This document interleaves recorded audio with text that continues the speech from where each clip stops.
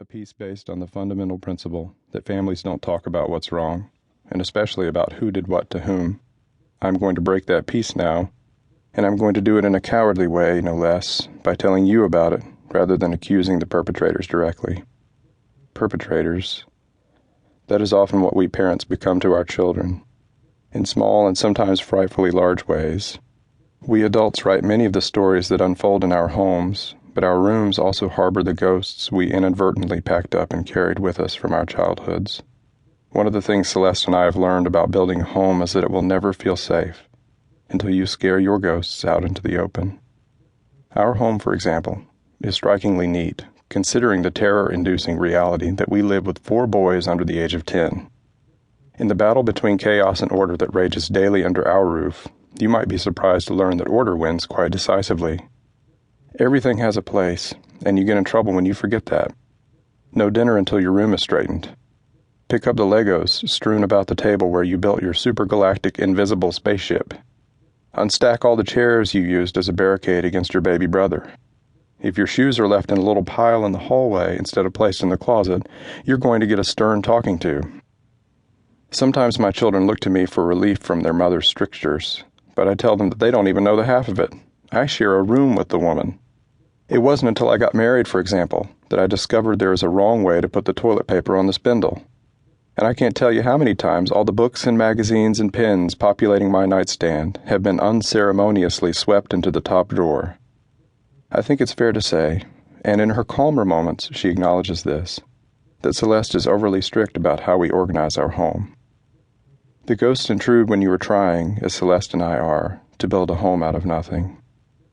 Her incessant quest for order is a consequence of sexual abuse at the hands of her stepfather. Her father had died when she was 4, and her stepfather began molesting her when she was 10. Rather than fetching a shotgun and running her molester out of town, Celeste's blood family failed to protect her. Her own mother made excuses for the man, who promised to seek counseling. He kept his hands to himself for a while, and everyone pretended that things would henceforth be normal. The message Celeste received from her relatives, especially her mother, was blunt and painful. You aren't worth it. Celeste's stepfather didn't stop. I met her when I was 16. She was 15. Her stepfather had left her alone for a time, but now he was making advances again, in the way predators do. He had taken to whispering lewd comments and touching her inappropriately. He was testing the defenses to see if she would accuse him again. When I was 17, she told me about him. Later that summer, in the darkest part of night, I drove my battered VW Bug to the end of Celeste's street. She stood clutching a suitcase and crying. I took her to her grandfather's house, where she said she'd be safe. I felt like a hero, like I had saved her. I wanted to protect her for the rest of our lives. Celeste's relatives moved her from home to home after that, nobody wanting the responsibility of a broken-hearted teenage girl for very long. She lived in 7 different places during her high school years. It was always borrowed space, a bedroom, a basement, and sometimes it was painfully clear that she wasn't very welcome. Once she came back to her aunt's house, where she had been staying, to find her bags packed.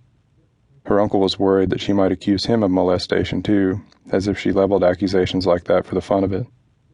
Other relatives were more caring, but always there was the steady reminder that she was the cause of dislocation. I noticed that wherever she lived, whatever corner she found herself in, Celeste kept it neat. She stacked plastic milk crates to serve as a dresser and bookshelves. She kept her favorite pillows neatly arranged on whatever bed she was provided. Her shoes were arrayed straight and orderly in her closet. She tried to organize me too, hopeless as that endeavor has proven to be. There were other curiosities about Celeste that only later did I realize were connected to this obsession with order. She ate the food off her plate one item at a time. She needed exactly the same amount of dipping sauces when she ordered chicken nuggets. She got terribly upset if she lost a hair bow. She kept her music tapes in alphabetical order by musician's last name. She always needed to know the schedule. She could never just hang out and see what happened. I used to make fun of her, not knowing what I understand now, which is that these were the ways she kept a piece of her world in order while the rest of it came undone. While girls her age worried over prom dresses and senior photos, Celeste tried to figure out where she would sleep and how she could convince her mother to sign a form authorizing her to get her dead father's last name back.